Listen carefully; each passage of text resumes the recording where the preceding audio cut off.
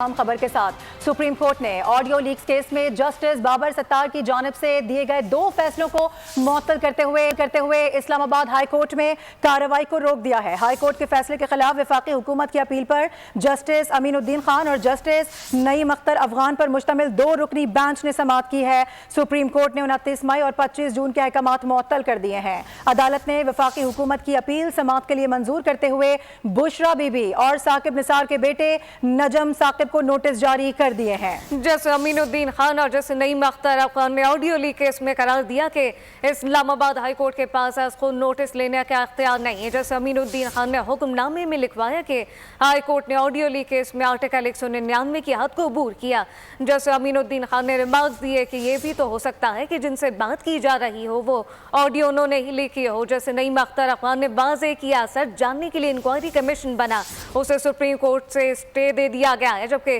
पार्लियामान ने सच जानने की कोशिश की तो इसे भी रोक दिया गया। पार्लियामान और अदालत को काम नहीं करने दिया जाएगा तो सच कैसे सामने आएगा। इसी तमाम तर मामले पर और इस अहम फैसले पर बात करने के लिए हमारे साथ माहिर कानून हाफिज एहसान साहब मौजूद हैं। सर, बहुत शुक्रिया बोल न्यूज़ को वक्त देने के लिए। कहिएगा, इस पूरे मामले को किस तरह से देख रहे हैं? ये बड़े अहम मामला थे, ऑडियो लीक्स के हवाले से केसेस चलते रहे लेकिन अभी रोक दिया गया है, और साथ ही साथ आपसे ये भी जानना चाहेंगे कि आर्टिकल 199 की हद का जिक्र किया गया है, इसके हवाले से क्या डिफाइन करेंगे आप व्यूअर्स को? बिस्मिल्लाहिर्रहमानिर्रहीम, आपका शुक्रिया। 3 चीजें बड़ी इंपॉर्टेंट है जो आज के फैसले के अंदर आई हैं। एक इसके अंदर आया ये है कि चूंकि ये एक कंटिन्यूटी है उस मैटर की जिसकी तरफ आज इशारा भी किया गया है कि जब कुछ ऑडियो लीक्स जो थी 2023 के अंदर सरफेस के ऊपर आई थी तो उसके ऊपर फेडरल गवर्नमेंट ने एक कमीशन बनाया था, Pakistan commission of inquiry act 2017 के नीचे, और उसके अंदर उस दौर के जो प्योने जज थे जो आज चीफ जस्टिस ऑफ पाकिस्तान है वो हेड कर रहे थे। उसके बाद chief justice Islamabad high court से और chief justice Balochistan high court से ये 20 जून 2023 को ये कमीशन बना और उसने अपनी प्रोसीडिंग जब स्टार्ट की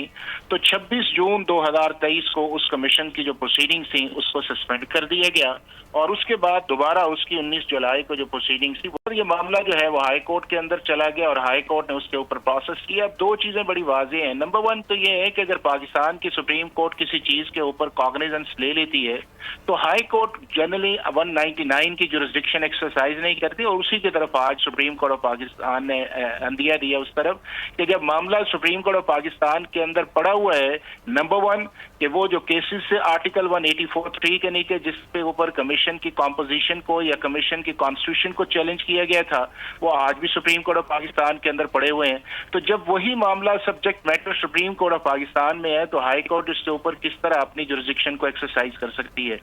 दूसरा इंपॉर्टेंट इस चीज के अंदर ये है कि क्या हाई कोर्ट ने जब जुरिस्डिक्शन एक्सरसाइज की थी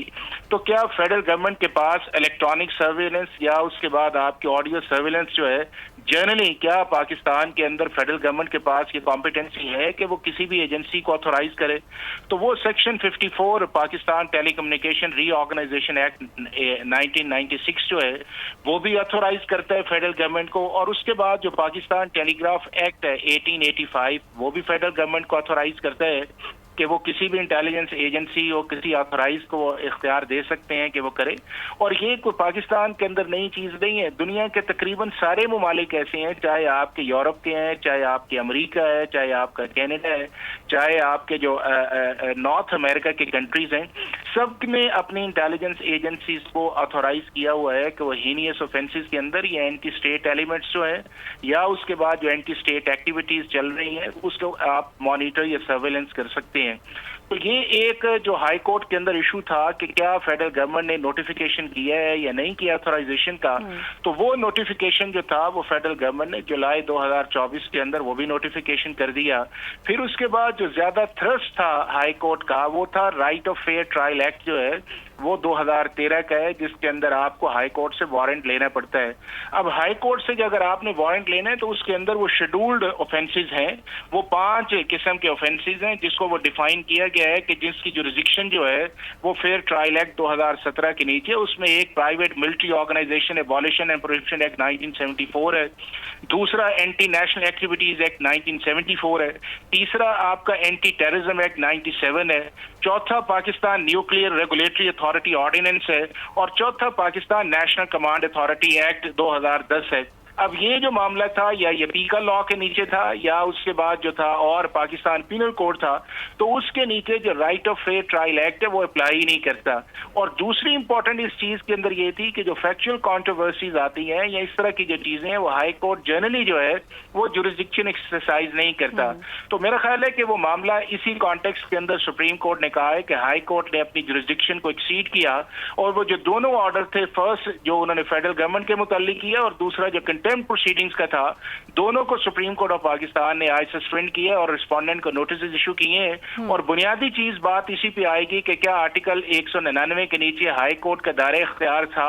और दूसरा ये है कि क्या जब सुप्रीम कोर्ट ऑफ पाकिस्तान के अंदर मामला पेंडिंग था तो क्या सुप्रीम कोर्ट ऑफ पाकिस्तान ने उस एक्सरसाइज होने के बावजूद हाई कोर्ट को था, और तीसरा क्या हाई कोर्ट के पास जब वो मामला था तो हाई कोर्ट ने सिर्फ उसी हद तक, प्रेयर की हद तक कॉग्निजेंस लिया या उसके बाद जो अपनी ज्यादा लिमिट्स जो है उसने एक्सरसाइज की, तो क्या आर्टिकल 199 के नीचे उसको सुओ मोटो का इख्तियार था या नहीं था। तो मेरा ख्याल है कि ये वो पॉइंट है। लेकिन अब इंपॉर्टेंट इस चीज के अंदर ये है कि सुप्रीम कोर्ट को ये चाहिए कि जो ऑलरेडी मैटर उनके पास 2023 से पेंडिंग है, जिसके अंदर कॉन्स्टिट्यूशन ऑफ कमीशन वाला मामला है, उसको फौरी तौर पे लगाए उस केस को और उसका फैसला करे कि क्या पाकिस्तान की फेडरल गवर्नमेंट जो है वो Pakistan commission of inquiry act 2017 के नीचे कमीशन कॉन्स्टिट्यूट कर सकती है या नहीं है। और अगर वो कहते हैं कि कर सकती है तो मेरा ख्याल है कि इस सारे प्रोसेस के लिए जो बेस्ट फोरम है